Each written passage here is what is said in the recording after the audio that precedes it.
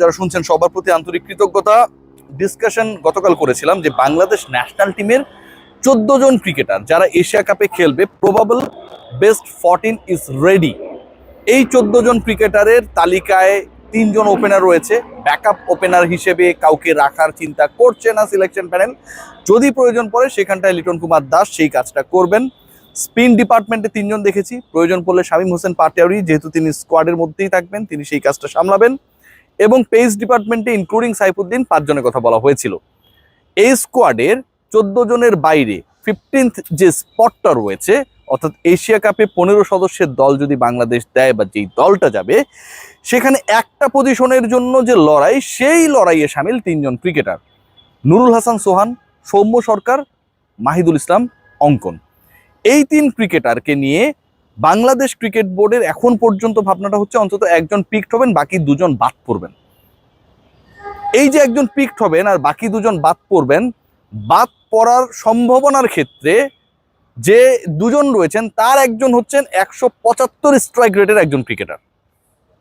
175 strike রেটে গত বিপিএলে রান করেছেন, মিডল অর্ডার লেট অর্ডারে ব্যাট করেছেন, 300+ রানস করেছেন। কিন্তু এই ক্রিকেটারকে যখন বাংলাদেশ ইফেক্টিভলি টি-20 ম্যাচেস খেলবে অথবা ইন্টারন্যাশনাল টি-20তে ফিউচার হিসেবে কাউন্ট করবে, তাকে গুরুত্ব দেওয়া হয় না। এবং লিপুর যে দল, যেই দলটা হতে পারে, সেখানটাও 175 স্ট্রাইক রেটের একজন ক্রিকেটারকে বিবেচনায় রাখার ক্ষেত্রে যথেষ্ট অনীহা রয়েছে। তিনি মাহিদুল ইসলাম অঙ্কন।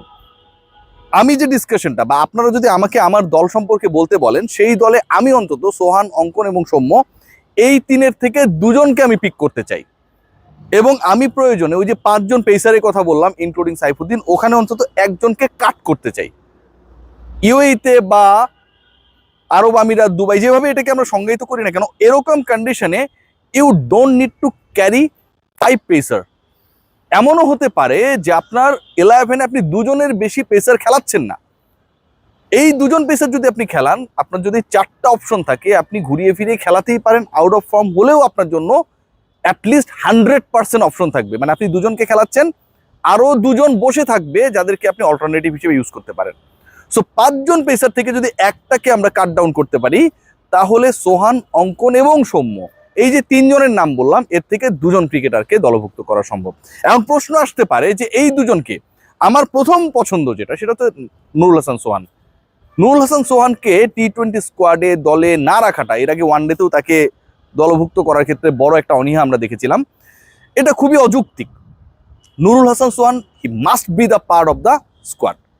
প্রথমত wicket keeper, backup wicket keeper হিসেবে, এবং দ্বিতীয় যে পয়েন্ট সেটা হচ্ছে এক্সপিরিয়েন্স। এবং একই সাথে এই টাইপের কন্ডিশনে আপনি যদি কারো উপর ভরসা করতে চান, সেটা নুরুল হাসান সোহান। প্রচুর রান করেছেন, রান করা ক্রিকেটাররা সুযোগ পেয়েছেন। নাইম শেখের কথাই ধরুন না, কি সুপার ফ্লপ, তারপরেও তাকে সুযোগ দেওয়া হয়েছে। বাংলাদেশের স্টাবলিশড ওপেনিং পার্টনারশিপকে ভাঙা হয়েছে only to provide chances to mister Naim Sheikh, right?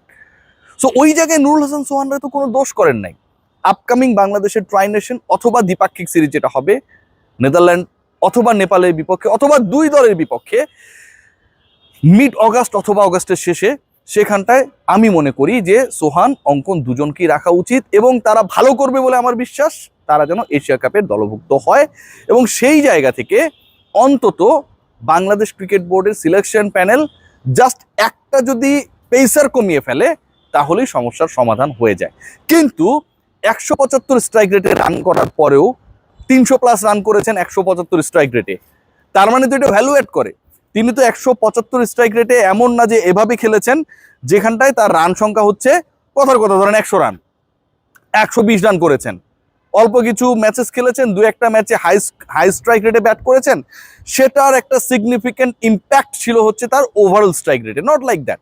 Mahidul, Ankon প্রত্যেকটা ম্যাচেই চেষ্টা করেছেন ভালো করার। অ্যান্ড খুলনা শেষ পর্যন্ত যে তাদের প্রতি যে এক্সপেকটেশন ছিল, সেটা ফুলফিল করতে পারেনি। লাস্ট বিপিএলে অঙ্কনটা যদি আরেকটু ক্লিক করতো বা একটু সহযোগিতা পেত অন্য ব্যাটারদের কাছ থেকে, তাহলে সেই জিনিসটা হয়ে যেত। So Mahidul Ankon, he played a big role. একটা মিডিওকর টিমকে উপরে নিয়ে যাওয়ার ক্ষেত্রে তার একটা বিগ রোল ছিল, যার উপর আপনার কোনো ধরনের স্পটলাইট ছিল না। সেই অঙ্কন ভালো করেছে, 300+ রানস করেছে, সিগনিফিক্যান্ট। 175 স্ট্রাইক রেটে ব্যাট করেছে সিগনিফিকেন্ট, আপনি কোথাও তাকে সুযোগ দিতে চান না। আমার কাছে মনে হয় এটা পুরোপুরি একটা বাজে ডিসিশন। এটা খুবই প্রস্তরযুগীয় ধারণা, ভাবনা যে আমি এই ছেলেটাকে চান্সেস দিচ্ছি না। পারভেজ হোসেন ইমনের কথা ধরুন না, I should give my salute to mister Hannan Sarkar. অনেক আলোচনা ছিল যে ইমনকে কেন হচ্ছে আপার গ্রেডে রাখে, ইমনকে কেন দলের সাথে রাখে, ইমনের পারফরমেন্সকে কি এমন করলো, অনেক আলোচনা ছিল। হান্নান ভাই put his full confidence on Imon. এই হান্নান সরকার মার্কা কেউ একজন যদি এই মুহূর্তে সিলেকশন প্যানেলে থাকতো, তাহলে ঠিক একই ট্রিটমেন্ট পেতো আমাদের মাহিদুল অঙ্কন। বুঝাতে পেরেছি কিনা?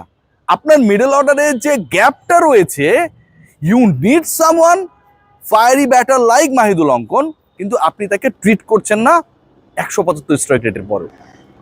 বাংলাদেশের দলটা এভাবে যদি হয়, আমার কাছে মনে হয় it could be a very balance team, যেখানটা আপনার দুজন ওপেনার একদমই ফিক্সড, ব্যাকআপ হিসেবে লিটন কুমার দাস, পারভেজ হোসেন ইমন এবং তানজিদ হাসান তামিমের সাথে। এরপরে আমরা সবাই জানি তাওহিদ হৃদয়কে দলভুক্ত করা হবে, তিনি থাকবেনই।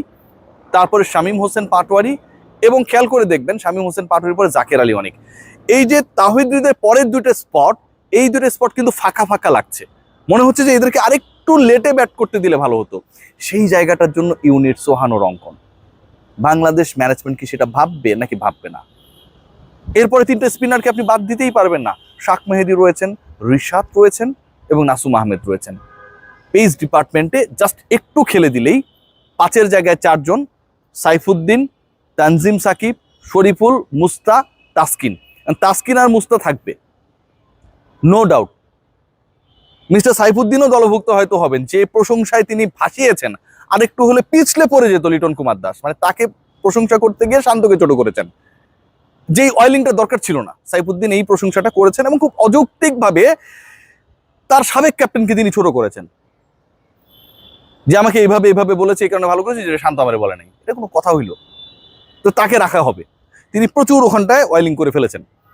এখন বাকি থাকে পেসারদের আরেকটা স্পট, সেখানটায় আপনি তানজিম সাকিবকে রাখবেন আর শরীফুলকে রাখবেন। This is a very tricky decision, কারণ আপনাকে ইউএর কন্ডিশনে দুবাইতে, আবুধাবিতে খেলতে হলে, ভালো করতে হলে মিডল অর্ডারে স্ট্রেংথ বাড়াতে হবে। বাংলাদেশ টি-20তে যে কটা ম্যাচে খারাপ করেছে, তার মূল কারণ কিন্তু ওই জায়গাটায় আমরা আসলে প্রপার এক্সেলারেশন করতে পারি নাই। সবাই ভালো থাকবেন, টেক গ্রেট কেয়ার।